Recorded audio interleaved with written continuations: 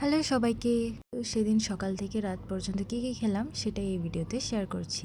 তো সকালেই খেলাম রুটি আর আলু ভাজি, আর আলু ভাজিটা অনেক মজা ছিল। তারপর সকালে নাস্তা খেয়ে বসে পড়লাম চা খেতে, আর চাটা তো লাগবেই মাস্ট। চাটা খাওয়ার পর আর রেকর্ড করা হয়নি। তো অনেক গরম পড়ছিল, বিকেলের দিকে একটা জুস বানিয়ে খেলাম, আর জুস বানিয়েছি কমলা দিয়ে আর পুদিনা পাতা দিয়ে। সো এখানে সব কিছু নিয়ে নিচ্ছি ব্লেন্ডার জারে। কমলা দিলাম আর আর দিলাম পুদিনা পাতা, আর পুদিনা পাতা আর কমলা দিয়েই তারপর এটা ব্লেন্ড করে ফেলবো।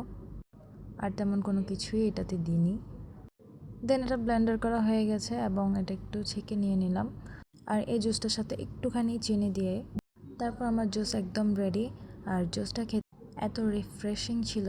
তারপর খাওয়া দাওয়া শেষ করে সন্ধ্যায় কিছু নাস্তা খেতে ইচ্ছে হচ্ছিল, তারপর ভাবলাম একটু নুডলস বানানো যাক। অ্যান্ড নুডলসের সাথে একটু ফ্রেঞ্চ ফ্রাই করব। আলু নিয়ে নিয়েছি, আলুগুলো একটু কাট করে নিলাম। আলুর মধ্যে শুধু জাস্ট একটু ব্ল্যাক পেপার আর একটু সল্ট দিয়ে জাস্ট এটাকে একটু মেখে নিলাম।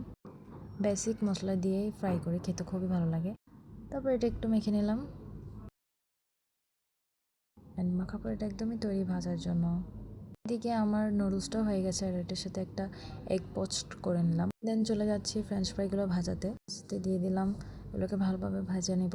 সস ঢেলে নিচ্ছি এখানে। তারপর আমার গরম গরম নুডলস একদম রেডি। তারপর এটা খেয়ে নিচ্ছিলাম গরম গরম, আর এই নুডলসটা অনেক মজা হয়েছিল।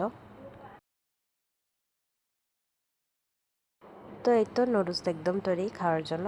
সো আমি খেয়ে নিচ্ছি নুডলসটা, আর এইদিকে নুডলসের পাশাপাশি আমার ফ্রেঞ্চ ফ্রাইগুলো হয়ে গেছে। সো ফ্রেঞ্চ ফ্রাইটাও খাচ্ছি সস দিয়ে ডিপ করে।